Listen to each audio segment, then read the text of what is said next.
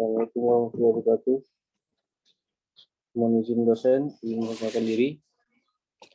Nindya Prajar bin Fajar, NPP 300337, kelas G1 dari Prodi Teknologi Rekayasa Sains Pemerintahan.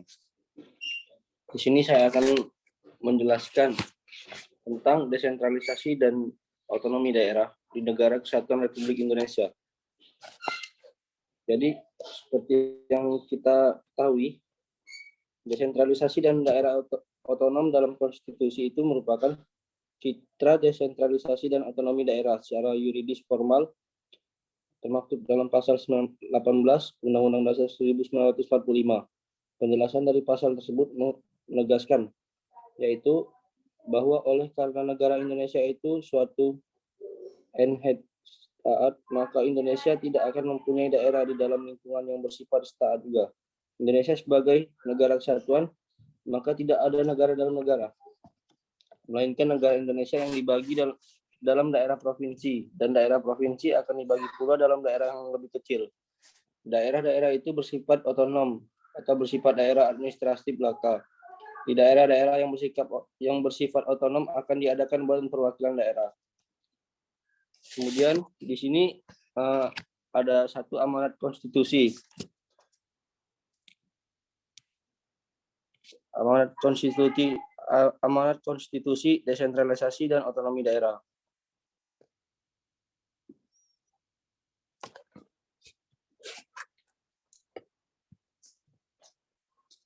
Disebutkan dalam pasal 18 Undang-Undang Dasar yang telah disebutkan tadi. Yang pertama adalah Negara Kesatuan Republik Indonesia dibagi atas daerah-daerah provinsi, dan daerah provinsi itu dibagi atas kabupaten dan kota. Tiap-tiap provinsi, kabupaten, dan kota itu mempunyai pemerintahan daerah yang diatur dengan undang-undang. Yang kedua, pemerintahan daerah provinsi, daerah, kabupaten, dan kota mengatur dan mengurus sendiri urusan pemerintahan menurut asas otonomi dan tugas perbantuan. Dan yang ketiga, pemerintahan daerah provinsi, daerah, kabupaten, dan kota memiliki perbantuan Dewan Perwakilan Rakyat Daerah yang anggota-anggotanya dipilih melalui pemilihan umum. Kemudian yang keempat, gubernur, bupati, dan wali kota masing-masing sebagai kepala pemerintah daerah provinsi, kabupaten, dan kota dipilih secara demokratis. Yang kelima, pemerintahan daerah menjalankan otonomi seluas-luasnya, kecuali urusan pemerintahan yang oleh undang-undang ditentukan sebagai urusan pemerintah pusat. Yang keenam, ada pemerintahan daerah berhak menetapkan peraturan daerah dan peraturan-peraturan lain untuk melaksanakan otonomi dan tugas perbantuan. Yang tujuh, susunan dan tata cara penyelenggaraan pemerintahan daerah diatur dalam undang-undang. Kemudian di pasal 18A Undang-Undang Dasar 1945 disebutkan yang pertama, hubungan wewenang antara pemerintah pusat dan pemerintahan daerah provinsi, kabupaten, atau kota, atau antara provinsi dan kabupaten diatur dengan undang-undang dengan memperlihatkan kekhususan dan keragaman daerah. Dan yang kedua, hubungan keuangan, pelayanan umum, pemanfaatan sumber daya alam, dan sumber daya lainnya antara pemerintah pusat dan pemerintah daerah diatur dan dilaksanakan secara adil dan selaras berdasarkan undang-undang.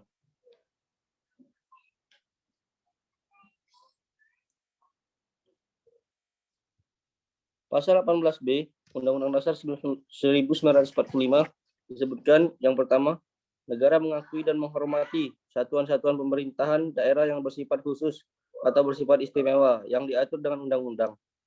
Yang kedua, negara mengakui dan menghormati kesatuan-kesatuan masyarakat hukum yang beserta hak-hak tradisionalnya sepanjang masih hidup dan sesuai dengan perkembangan masyarakat dan prinsip Negara Kesatuan Republik Indonesia yang diatur dalam undang-undang.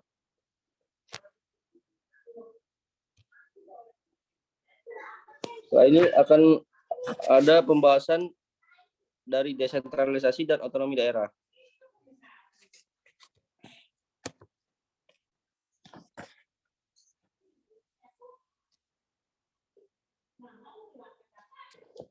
Pengertian desentralisasi ini merupakan menurut Rondinelli dan Bank Dunia pada tahun 1999 bahwa desentralisasi adalah transfer kewenangan dan tanggung jawab fungsi-fungsi pemerintahan dari pemerintahan pusat pada pemerintahan daerah, lembaga semi pemerintah maupun pada swasta sebagai pembanding, baik juga yang mengacu pada Turner dan Halme pada tahun 1997 yang berpendapat bahwa Desentralisasi dalam sebuah negara mencakup pelimpahan kewenangan dalam rangka penyelenggaraan pelayanan kepada masyarakat dan pejabat atau lembaga pemerintahan di tingkat pusat pada jabatan atau lembaga pemerintahan yang lebih dekat pada masyarakat yang harus dilayani.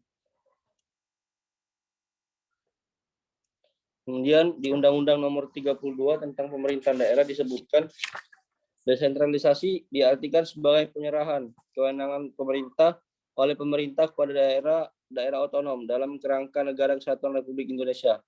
Kemudian otonomi daerah diartikan sebagai hak wewenang dari kewajiban daerah otonom untuk mengatur dan mengurus sendiri urusan pemerintahan dan kepentingan masyarakat setempat sesuai dengan peraturan perundang-undangan. Kemudian di sini ada elemen-elemen dasar otonomi daerah. Otonomi daerah mempunyai 7 elemen dasar, yaitu kewenangan, kelembagaan, personel, keuangan daerah, perwakilan, pelayanan publik, dan pengawasan. Ini menurut Suwandi pada tahun 2005. Nah, di sini juga ada tujuan desentralisasi itu sendiri. Jadi tujuan desentralisasi itu dibagi menjadi 3 tujuan. Yang pertama tujuan politik, tujuan administrasi, dan yang ketiga itu tujuan sosial ekonomi. Sesuai dengan kebutuhannya masing-masing.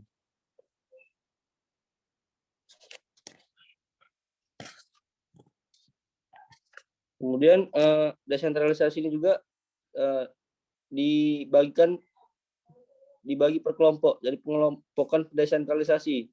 Nah, menurut Rondinelli ini pada tahun 1989 mengkalifikasikan desentralisasi berdasarkan tujuan yang dibagi menjadi 4 bentuk. Yang pertama itu desentralisasi politik, kemudian yang kedua desentralisasi fiskal, dan yang ketiga desentralisasi pasar, dan yang keempat desentralisasi administratif.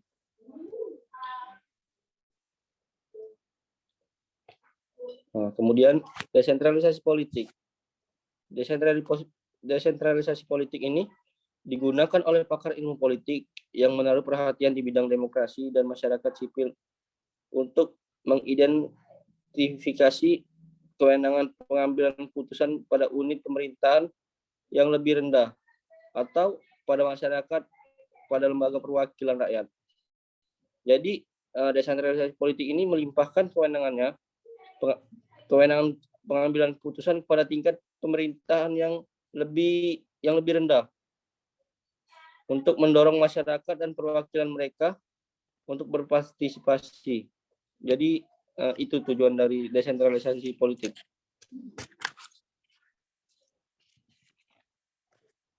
Kemudian tujuan desentralisasi politik itu merupakan memberikan kekuasaan yang lebih besar dalam pengambilan keputusan pada masyarakat melalui perwakilan yang dipilih oleh masyarakat, sehingga dengan demikian masyarakat dapat terlibat dalam penyusunan dan implementasi kebijakan.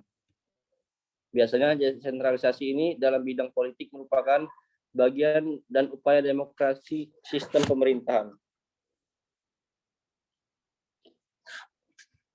Kemudian desentralisasi pasar.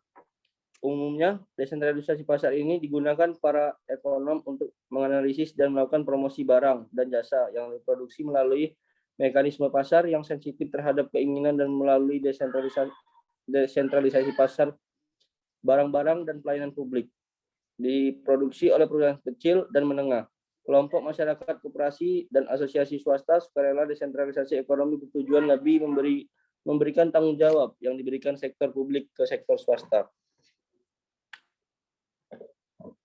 Kemudian desentralisasi administratif.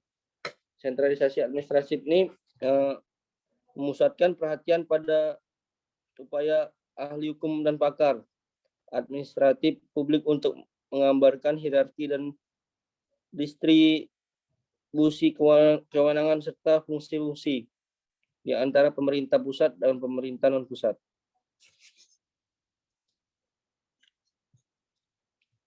Kemudian ada desentralisasi fiskal yang bertujuan memberikan kesempatan kepada daerah untuk mengenali berbagai sumber dana, membiayai mandiri, dan pemulihan biaya dalam pelayanan publik. Kemudian ada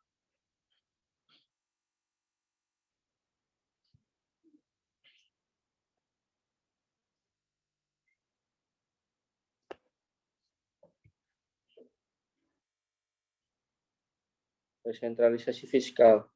Di sini juga desentralisasi fiskal merupakan memberikan kesempatan kepada daerah untuk mengenali berbagai sumber dana,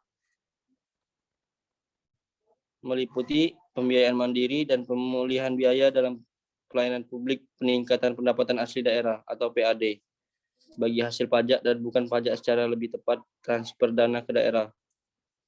Kemudian